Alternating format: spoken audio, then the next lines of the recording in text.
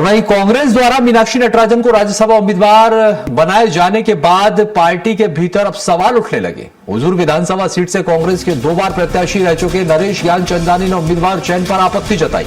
उन्होंने social media platform x पर राहुल गांधी और प्रियंका गांधी को टैग करते हुए लिखा कि मध्य प्रदेश में राज्यसभा उम्मीदवार चुनने में बड़ी चूक हुई। उन्होंने दावा किया कि राज्यसभा चुनाव में कांग्रेस को क्रॉस वोटिंग का खतरा है।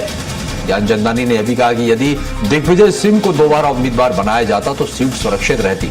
गौरतलब है कि राज्यसभा की एक सीट जीतने के लिए कांग्रेस को 58 विधायकों के समर्थन की जरूरत है, जबकि पार्टी के पास वर्तमान में 62 विधायक हैं। यानी कि नंबर गेम में तो ठीक है, लेकिन यहां पर मीनाक्षी नटराजन को बनाए जाने के बाद देखिए कांग्रेस में विरोध के सुर फूटना शुरू हो गए और यहां पर विरोध शुरू हो गया है। लोग वहीं कांग्रेस के नेता विरोध करने लगे मीनाक्षी नटराजन को बनाए जाने पर।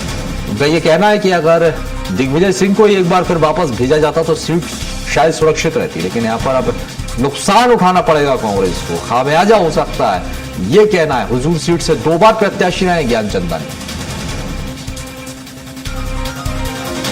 तो नरेश ज्ञानचंदानी ने सवाल उठाए हैं राज्यसभा उम्मीदवार बनाए जाने पर मीनाक्षी नटराजन को। इसे बड़ी चूक यहां पर बताया है। आपको बता दें कांग्रेस के राज्यसभा उम्मीदवार को लेकर अब गुटबाजी जो है वो सामने आने लगी है, नाराजगी जो है वो सामने आने लगी है, क्योंकि देखिए पहले भी नाम सामने आया था मीनाक्षी नटराजन का, तब भी विरोध हुआ था और अब ये एक्स पर ट्वीट कर यहां पर। और इसी पर अधिक जानकारी के लिए हमारे साथ कुलभूषण सक्सेना अधिक जुड़ गए हैं। कुलभूषण, देखिए मीनाक्षी नटराजन को लेकर पहले भी सहमति नहीं बन रही थी, विरोध देखने को मिल रहा था, लेकिन जब आला कमान ने उनके नाम पर सहमति तो जता दी, लेकिन पार्टी में गुटबाजी जो है एक बार फिर निकलकर सामने आ गई। क्यों विरोध जता रहे हैं ज्ञानचंदानी?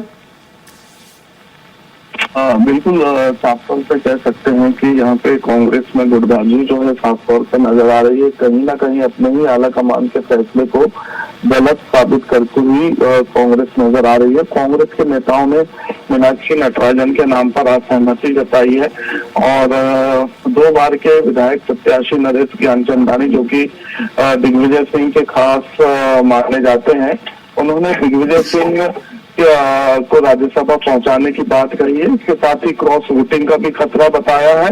वहीं मध्य प्रदेश के आधे से अधिक जो विधायक नेता हैं वो दिग्विजय और कमलनाथ को राज्यसभा भेजने की बात कहते हुए नजर आ रहे थे, लेकिन मीनाक्षी नटराजन का नाम सामने आने के बाद अब कहीं ना कहीं जो विरोध के स्वर है वो उठते हुए नजर आ रहे हैं। और अभी भी कांग्रेस के नेताओं ने ये आशंका जताई है कि बिहार, उड़ीसा और हरियाणा के बाद मध्य प्रदेश में भी क्रॉस वोटिंग हो सकती है।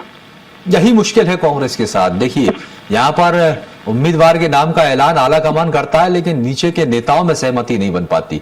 यही नाराजगी यहां पर सामने आ रही है। हमने पहले भी देखा था कुलभूषण, इससे पहले जीतू पटवारी का नाम चल रहा था तो कई वरिष्ठ नेताओं ने भी विरोध किया था। यानी कि कांग्रेस की ये गुटबाजी जो है ये कभी खत्म नहीं हो सकती और इसी का खामियाजा कहीं ना कहीं पार्टी को कुलभूषण भुगतना पड़ सकता है।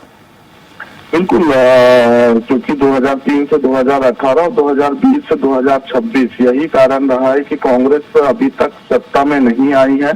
मात्र 15 महीने के लिए कमलनाथ के नेतृत्व में सरकार बनी थी, लेकिन 15 महीने बाद सरकार गिरी।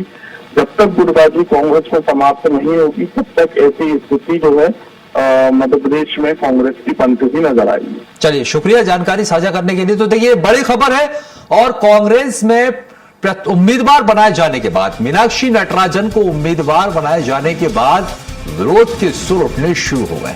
यहां पर आप देख लीजिए, क्योंकि 2 बार के विधायक रहे, पूर्व विधायक हैं ज्ञानचंदानी, कांग्रेस से हैं, उन्होंने विरोध जताया। उन्होंने कहा है कि मीनाक्षी नटराजन को नहीं बनाना चाहिए। सवाल उठाए उन्होंने, आला कमान के फैसले पर सवाल उठाए हैं। सहमति नहीं बनती दिखाई दे रही। उन्होंने समर्थन किया है कि पूर्व मुख्यमंत्री दिग्विजय सिंह का उन्हें वापस भेजना चाहिए था, लेकिन अब एक बार फिर यहां पर जिस तरह का ये मामला सामने आया है तो कांग्रेस में गुटबाजी कहीं ना कहीं बरकरार इसमें दिखाई दे रही है।